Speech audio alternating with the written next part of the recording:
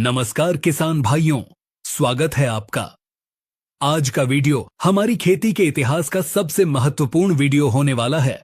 अक्सर हम अपने खेतों में खाद डालते हैं, मेहनत करते हैं, लेकिन फिर भी हमारी फसल वैसी नहीं होती जैसी हम चाहते हैं।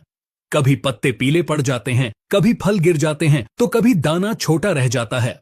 हम सोचते हैं कि कोई बीमारी आ गई है और हम महंगी दवाइयां छिड़कने लगते हैं।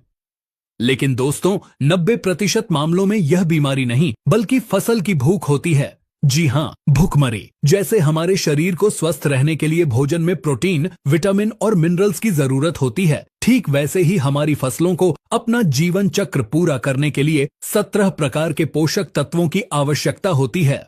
अगर इन 17 तत्वों में से एक भी तत्व कम हो जाए तो आप चाहे कितना भी यूरिया या डीएपी डाल लें, आपकी पैदावार पूरी नहीं मिल सकती। विज्ञान में इसे लॉ ऑफ मिनिमम कहा जाता है। आज के इस विस्तृत वीडियो में हम इन सभी 17 पोषक तत्वों का एक एक करके पोस्टमार्टम करेंगे। हम जानेंगे कि मुख्य पोषक तत्व क्या हैं, द्वितीयक क्या हैं और सबसे जरूरी माइक्रो न्यूट्रिएंट्स यानी सूक्ष्म पोषक तत्व क्या हैं। हम यह भी जानेंगे कि इनकी कमी को आप खेत में खड़े खड़े पत्तों को देखकर कैसे पहचान सकते हैं और इसका सस्ता और सही इलाज क्या है। तो चलिए खेती के इस विज्ञान को बिल्कुल सरल भाषा में समझते हैं। सबसे पहले बात करते हैं कि ये 17 पोषक तत्व आखिर हैं कौन से। वैज्ञानिकों ने पौधों की जरूरत के हिसाब से इन्हें 4 श्रेणियों में बांटा है। पहली श्रेणी है आधारभूत पोषक तत्व। ये हैं कार्बन, हाइड्रोजन और ऑक्सीजन। मजे की बात यह है कि ये 3 तत्व पौधे हवा और पानी से खुद ले लेते हैं। पौधे का लगभग 90% शरीर इन्हीं 3 तत्वों से बना होता है। इसके लिए हमें बाजार से कोई खाद खरीदने की जरूरत नहीं पड़ती।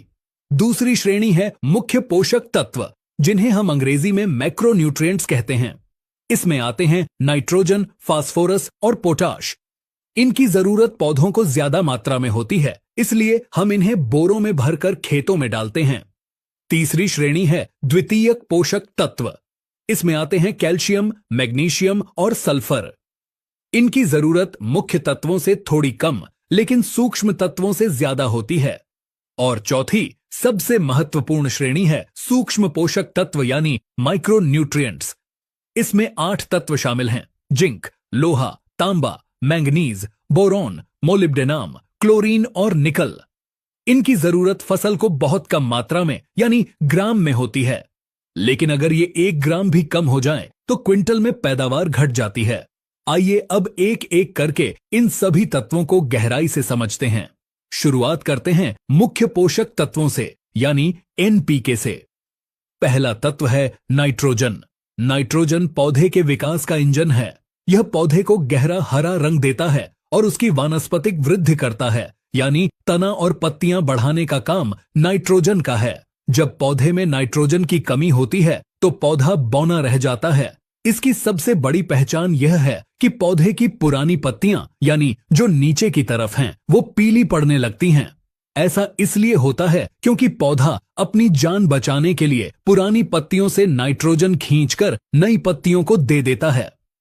दूसरा मुख्य तत्व है फास्फोरस। फास्फोरस को आप पौधे की ऊर्जा कह सकते हैं। यह जड़ों का विकास करता है। अगर जड़ें मजबूत नहीं होंगी तो पौधा मिट्टी से भोजन कैसे उठाएगा। फास्फोरस की कमी होने पर जड़ें विकसित नहीं होती और पौधे का रंग गहरा नीला या बैंगनी हो जाता है। अक्सर आप मक्का या टमाटर में देखते होंगे कि पत्तियां किनारों से बैंगनी रंग की हो रही हैं। यह फास्फोरस की कमी का साफ संकेत है। तीसरा मुख्य तत्व है पोटाश। पोटाश पौधे का डॉक्टर है। यह पौधे में रोगों से लड़ने की ताकत पैदा करता है। यह तने को मजबूत बनाता है ताकि फसल गिरे नहीं। साथ ही फलों में चमक, वजन और स्वाद पोटाश की वजह से ही आता है। पोटाश की कमी की पहचान बहुत आसान है। इसमें पत्तियों के किनारे ऐसे जल जाते हैं जैसे किसी ने माचिस से जला दिए हों। यह लक्षण पुरानी पत्तियों पर पहले दिखाई देता है। अब हम बढ़ते हैं द्वितीयक पोषक तत्वों की ओर, जिन्हें अक्सर किसान भाई नजरअंदाज कर देते हैं, लेकिन ये बहुत जरूरी हैं। चौथा तत्व है कैल्शियम। कैल्शियम पौधे की हड्डियों का काम करता है। यह कोशिकाओं की दीवार को मजबूत बनाता है। अगर कैल्शियम की कमी हो जाए तो नई पत्तियां जो बिल्कुल ऊपर निकल रही हैं वो मुड़ जाती हैं या हुक की तरह हो जाती हैं। फलों का आकार बिगड़ जाता है और फूल झड़ने लगते हैं। टमाटर में नीचे से फल का सड़ना कैल्शियम की कमी का सबसे बड़ा उदाहरण है। पांचवां तत्व है मैग्नीशियम। मैग्नीशियम पौधे की रसोई का मुख्य हिस्सा है। पत्तों का हरा रंग क्लोरोफिल के कारण होता है और क्लोरोफिल के केंद्र में मैग्नीशियम होता है। अगर मैग्नीशियम नहीं होगा तो पत्ता भोजन नहीं बना पाएगा। इसकी कमी की पहचान यह है कि पुरानी पत्तियों की नसें तो हरी रहती हैं, लेकिन नसों के बीच का हिस्सा पीला पड़ जाता है। छठा तत्व है सल्फर। सल्फर तिलहनी फसलों के लिए वरदान है। यह सरसों, सोयाबीन और मूंगफली जैसी फसलों में तेल की मात्रा बढ़ाता है। साथ ही प्याज और लहसुन में जो तीखापन होता है वह सल्फर की वजह से ही होता है। सल्फर की कमी के लक्षण नाइट्रोजन से मिलते जुलते हैं, यानी पत्तियां पीली पड़ती हैं। लेकिन फर्क यह है कि नाइट्रोजन में पुरानी पत्तियां पीली होती हैं, जबकि सल्फर की कमी में नई पत्तियां यानी ऊपर की पत्तियां पीली पड़ने लगती हैं। अब आते हैं इस वीडियो के सबसे महत्वपूर्ण हिस्से पर, जो है सूक्ष्म पोषक तत्व यानी माइक्रो न्यूट्रिएंट्स। आज की आधुनिक खेती में इनकी कमी सबसे ज्यादा देखी जा रही है। आइए इन 8 तत्वों को विस्तार से जानते हैं। 7वां तत्व है जिंक। भारतीय मिट्टी में जिंक की कमी सबसे ज्यादा पाई जाती है। जिंक पौधे में हार्मोन बनाने का काम करता है, जिससे पौधे की लंबाई बढ़ती है।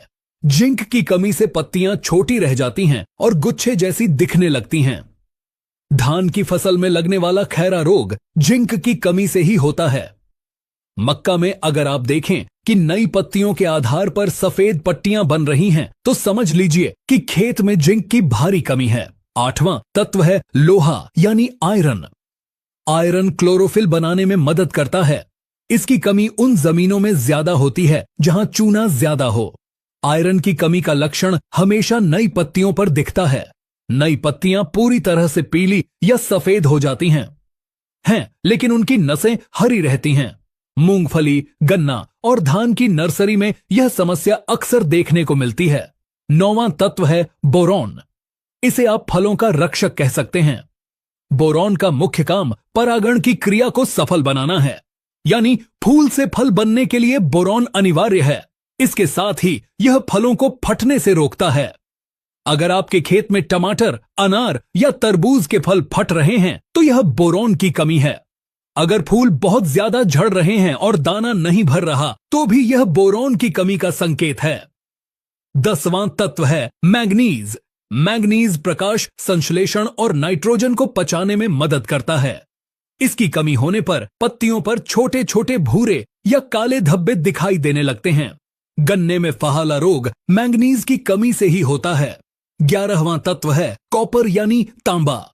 तांबा पौधे की रोग प्रतिरोधक क्षमता को बहुत बढ़ाता है, खास तौर पर फफूंद जनित रोगों के खिलाफ। नींबू वर्गीय फसलों में इसकी कमी बहुत देखी जाती है। इसकी कमी से डाईबैक नाम की समस्या होती है, जिसमें पेड़ ऊपर से नीचे की तरफ सूखने लगता है और तने से गोंद निकलने लगता है। अनाज वाली फसलों में इसकी कमी से बालियों में दाने खाली रह जाते हैं। 12वां तत्व है मोलिब्डेनम। यह दलहनी फसलों के लिए बहुत जरूरी है।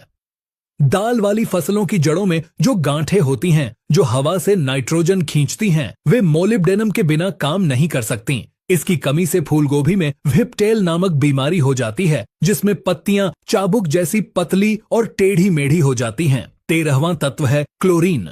क्लोरीन पौधे में पानी के संतुलन को बनाए रखता है और जड़ों को फफूंद से बचाता है। आमतौर पर खेतों में क्लोरीन की कमी कम ही होती है, क्योंकि हमारे सिंचाई के पानी और वातावरण में यह मौजूद रहता है। 14वां तत्व है निकल। यह सबसे नया खोजा गया 17वां पोषक तत्व है।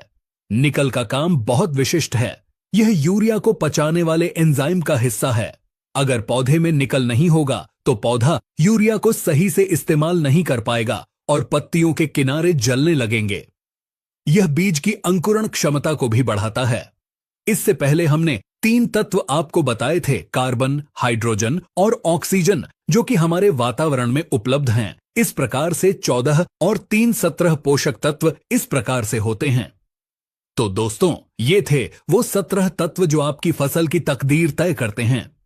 अब सवाल आता है कि हम इनका प्रबंधन कैसे करें। सबसे पहला और सबसे सही तरीका है मिट्टी की जांच।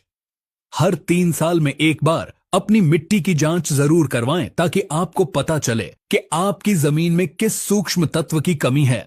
बिना जांच के अंधाधुंध माइक्रो न्यूट्रिएंट्स डालने से न केवल आपका पैसा बर्बाद होता है, बल्कि अधिकता होने पर यह फसल को जहर की तरह नुकसान भी पहुंचा सकते हैं। दूसरा तरीका है संतुलित खाद का प्रयोग। केवल यूरिया और डीएपी पर निर्भर न रहें। गोबर की खाद, वर्मी कंपोस्ट या हरी खाद का प्रयोग जरूर करें। जैविक खादों में ये सभी 17 पोषक तत्व थोड़ी थोड़ी मात्रा में प्राकृतिक रूप से मौजूद होते हैं। तीसरा तरीका है खड़ी फसल में लक्षण देखकर स्प्रे करना। अगर आपको फसल में जिंक, लोहा या बोरॉन की कमी के लक्षण दिखते हैं तो जमीन में देने की बजाय इनका चिलेटेड रूप में पत्तियों पर छिड़काव करें। फोलियर स्प्रे यानी छिड़काव करने से पौधा इन तत्वों को तुरंत सोख लेता है और 3 से 4 दिनों में ही आपको रिजल्ट दिखने लगता है। लेकिन ध्यान रहे, स्प्रे करते समय मात्रा का बहुत ध्यान रखें, क्योंकि सूक्ष्म तत्वों की ज्यादा मात्रा पत्तों को जला सकती है। दोस्तों, खेती अब केवल मेहनत का काम नहीं रहा, यह विज्ञान और समझदारी का काम है। जब हम अपनी फसल की भूख को समझेंगे और उसे सही समय पर सही थाली परोसेंगे, तभी हम बम्पर पैदावार की उम्मीद कर सकते हैं। यह 17 पोषक तत्व ही वो चाबी हैं जो आपके उत्पादन को 30 से 40% तक बढ़ा सकते हैं। उम्मीद है कि आज का यह विस्तृत विश्लेषण आपको पसंद आया होगा और इससे आपकी खेती में एक सकारात्मक बदलाव आएगा। अगर आप चाहते हैं कि हम किसी विशेष फसल या किसी विशेष खाद पर ऐसा ही विस्तृत वीडियो बनाएं, तो हमें कमेंट करके जरूर बताएं। इस महत्वपूर्ण जानकारी को अपने तक सीमित न रखें, इसे अपने साथी किसान भाइयों के साथ शेयर जरूर करें ताकि वे भी अपनी फसल को सही पोषण दे सकें।